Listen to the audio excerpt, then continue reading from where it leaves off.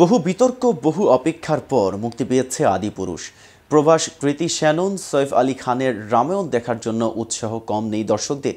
কিন্তু কতটা প্রত্যাশা পূরণ করতে পারলো এই নব রামায়ণ?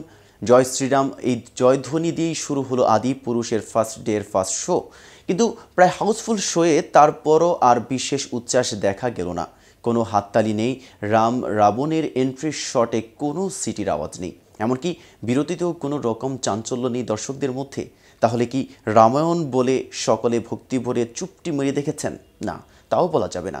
জাতীয় পুরস্কারপ্রাপ্ত তানাজি খ্যাত পরিচালক ওম রাউতের আদিপুরুষ নিয়ে উৎসাহ ছিল ঘোষণার সময় থেকেই।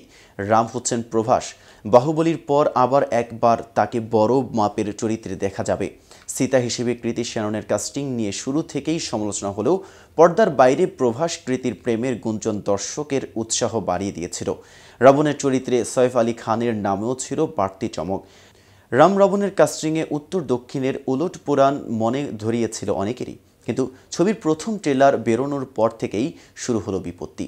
একদিকে রাবণের মুখে কেন বিধর্মী দস্যুর মতো দাড়ি, এই মর্মে আপত্তি তোলে একাধিক ধর্মীয় সংগঠন এবং রাজনৈতিক দল। অন্যদিকে রসিকতা শুরু হয়েছিল নিম্নমানের সিজিআই এর কাজ দেখে। সমালোচনার জেরে ছবির মুক্তি পিছিয়ে দিয়েছিল নির্মাতারা।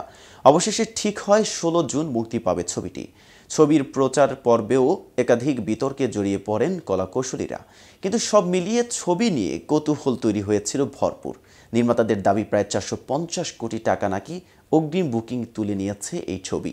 বোঝাই যাচ্ছে ছবি নিয়ে যথেষ্ট হাইপ তৈরি করতে পেরেছে নির্মাতারা। কিন্তু দর্শকের প্রত্যাশা কি পূরণ করতে পারলেন? সেটাই আসল প্রশ্ন। এ ছবি গোটা রামায়ণের গল্প নয়। রাম সীতার বিয়ে, কৈকেয়ীর ষড়যন্ত্র, রামের বনবাস, রামের কাছ থেকে পাদুকা নিয়ে ভারতের অযোধ্যায় ফেরা, এ সবই ছবির শুরুতে অ্যানিমেশনে দেখিয়ে দেওয়া হয়। গল্প শুরু হয় দণ্ডকারণ্য থেকে সীতাহরণ দিয়ে, চলে লঙ্কা কাণ্ড বা যুদ্ধকাণ্ড পর্যন্ত। তবে ছবি শুরু হওয়ার আগেই বিস্তারিত বিবৃতি দিয়ে বলা হয়, বাল্মীকির রামায়ণ তারা হুবহু মানেননি, বরং শৈল্পিক স্বাধীনতা ব্যবহার করেই ছবির চিত্রনাট্য লেখা হয়েছে।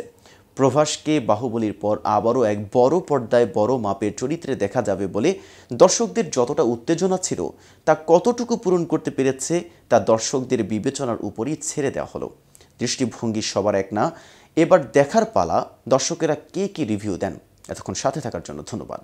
নিত্য নতুন সকল আপডেট পেতে কেটিভি শোবিজের সাথেই থাকুন।